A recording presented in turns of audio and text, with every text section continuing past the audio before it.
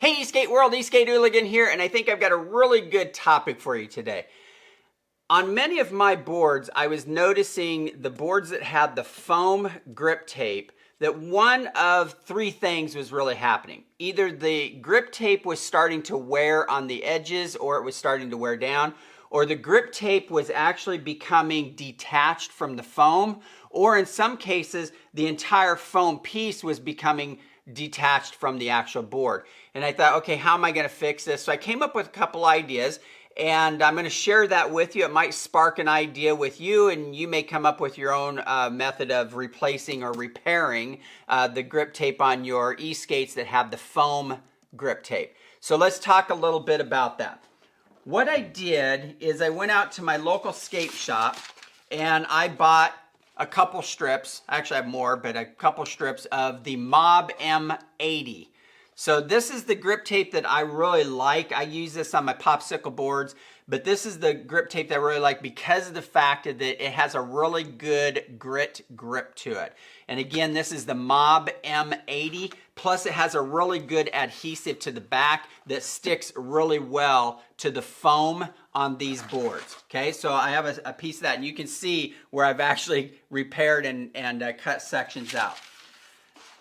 That is used if I'm just replacing the grip tape on top of the foam. But let's say, for example, that the actual foam piece has become detached from the board.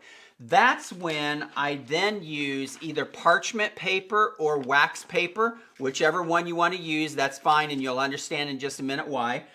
And I also use double-sided duct tape to actually stick the foam down to the actual board. And we'll talk a little bit about that here in a second.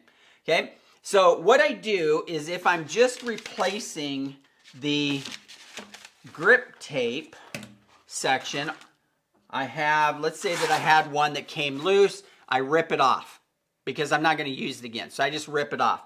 I then use this as my guide and I put it on my grip tape.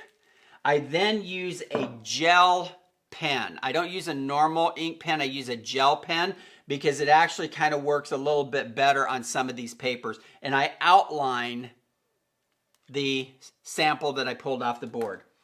I then use a really good pair of scissors, and these I just went out to the local Walmart and I bought a good set of scissors, or I think they're good.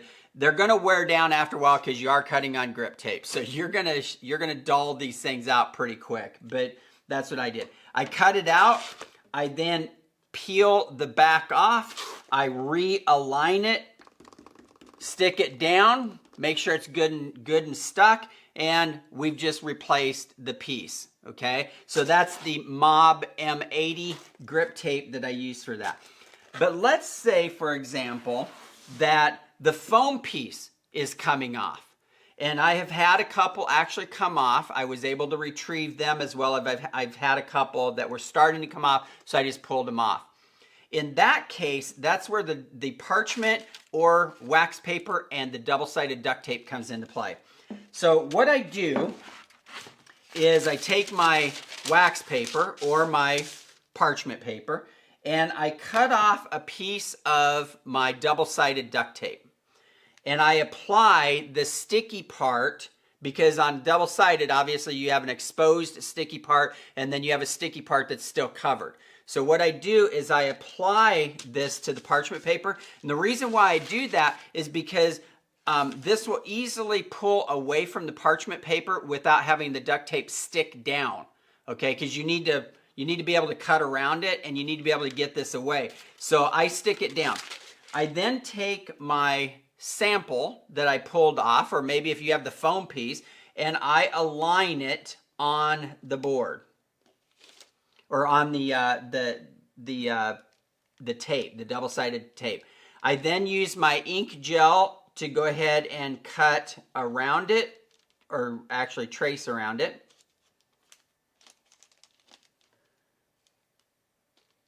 Okay. Use my same scissors to then cut out that design. Now again, like I said, after a while, your scissors are going to dull up because you're cutting through that grip tape. They're just going to really dull down. So I cut this out. And what I've also learned to do is I've learned to leave a little tab on here, because then what I can do is I can pull that right off and it doesn't stick down. I then apply this side to the bottom of the foam piece. So I line it up, I apply it to the foam piece. So here's my foam piece, I've applied it.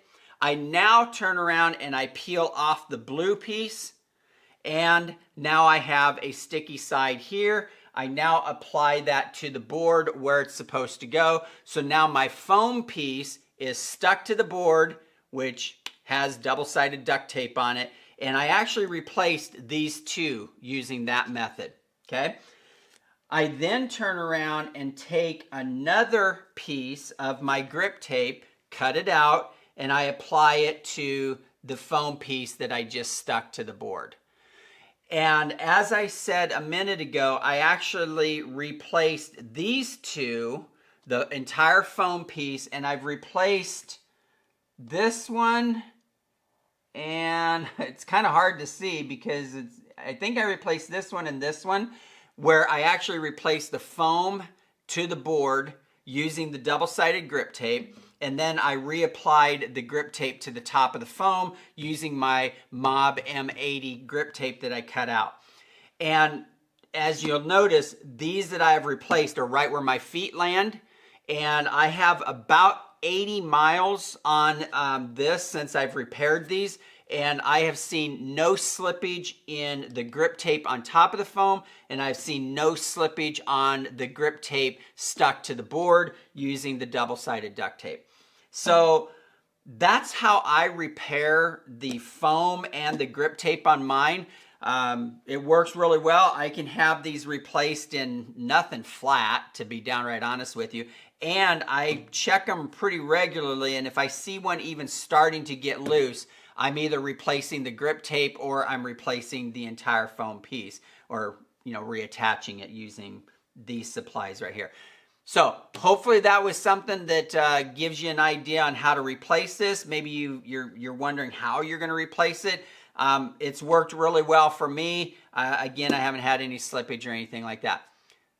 ESK8 Hooligan, ride hard, carve safe. Have a great day.